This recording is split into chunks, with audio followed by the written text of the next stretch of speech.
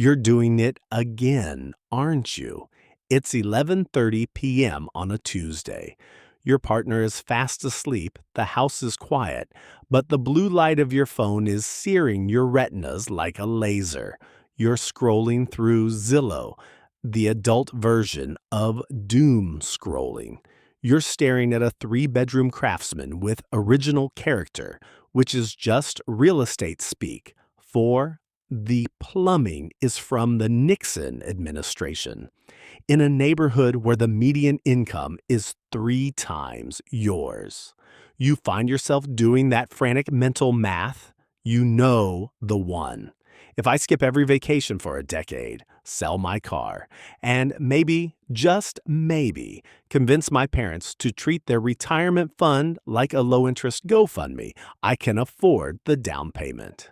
You calculate a mortgage that would consume 65% of your take-home pay, leaving you just enough money to eat generic brand cereal and stare at the walls you now technically owe the bank for the next 30 years.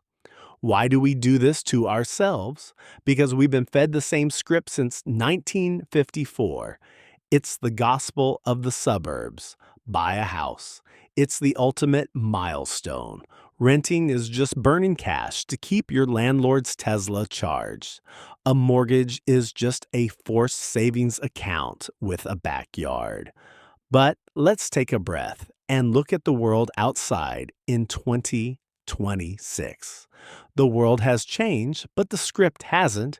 Interest rates are sitting at levels that would make a 1990s banker sweat. Inventory is tighter than a pair of skinny jeans from 2010.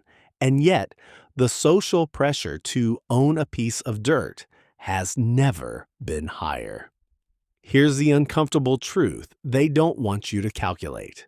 That American dream has been upgraded into a sophisticated financial trap.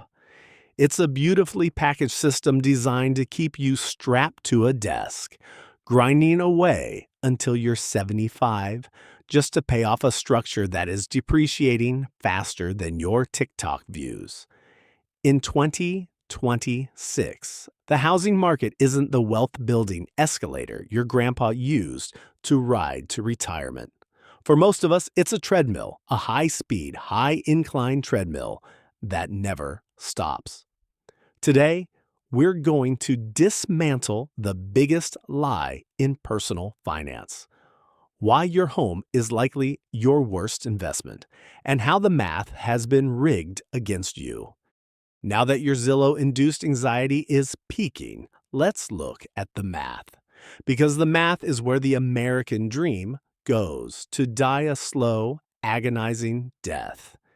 Your real estate agent, let's call her Linda, loves to tell you that a house is your greatest asset.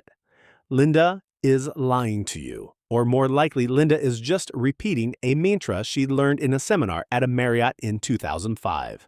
Technically, according to the accounting gods, an asset puts money into your pocket. A liability takes money out. Unless you're renting out every closet in that Craftsman on Airbnb, your home is a liability with a fancy roof. Let's do some back-of-the-napkin math for 2026.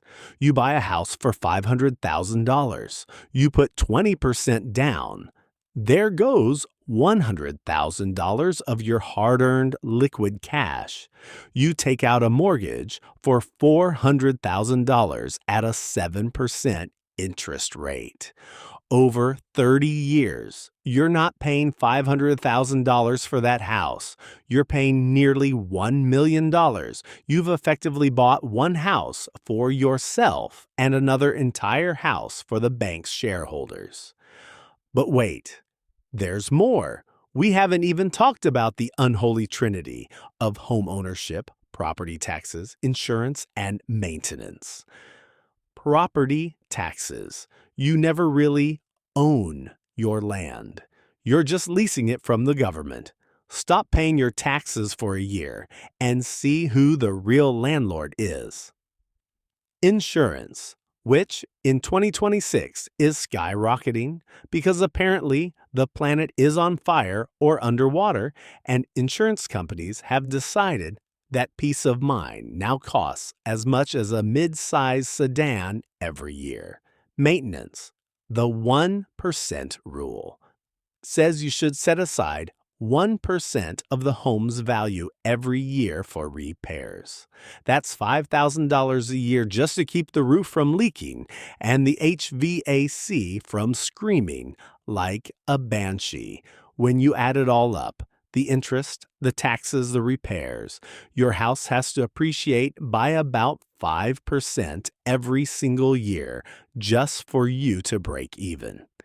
Most people celebrate when their house goes up in value, but they forget they spent $200,000 on interest and $50,000 on a new roof.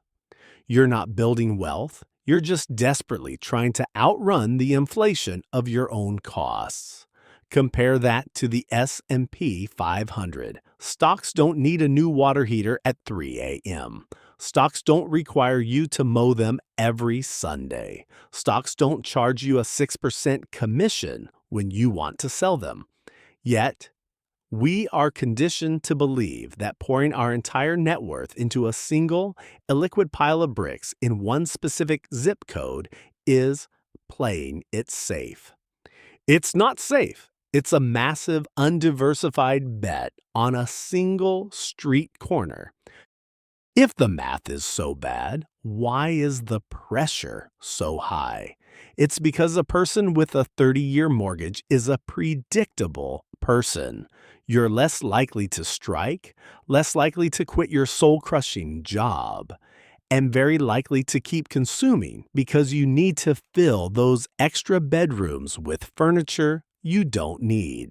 Society uses home ownership as a tool for social stability, not your financial health. They want you anchored.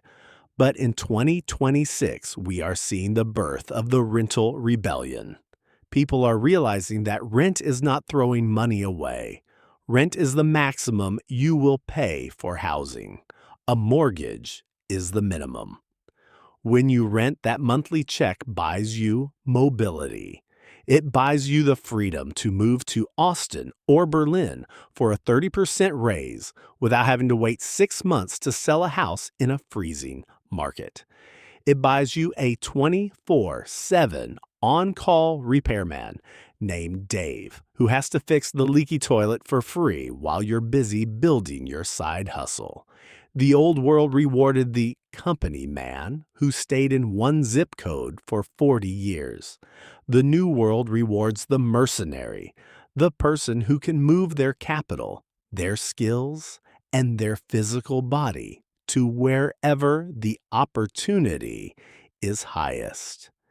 If your capital is locked in a pile of wood and drywall, it's not working for you. It's holding you hostage. So, how do we play the game in 2026? You execute the strategic exit. First, master geographical arbitrage.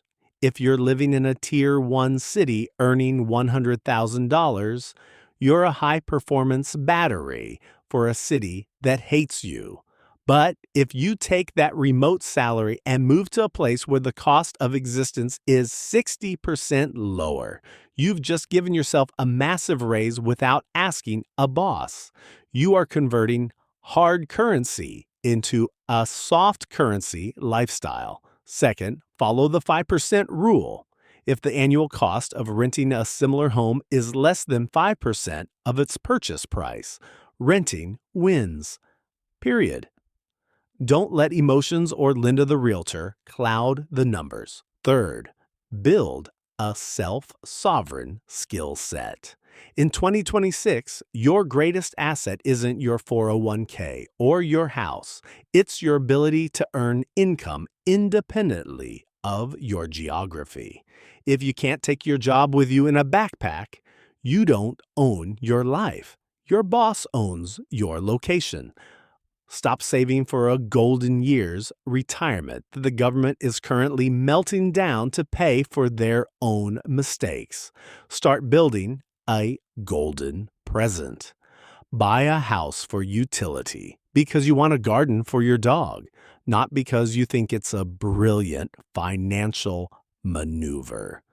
Call it what it is: an expensive lifestyle choice. The American dream shouldn't come with a 30-year ball and chain. The systems built by our grandfathers were for a world of slow information and physical borders. That world is shrinking in the rearview mirror. The new rich aren't the ones with the biggest houses. They're the ones with the most options. Options to move, options to earn, and the option to say no to a system that views you as an aging asset. The biggest risk isn't the stock market crashing. The biggest risk is staying exactly where you are while the floor is being pulled out from under you.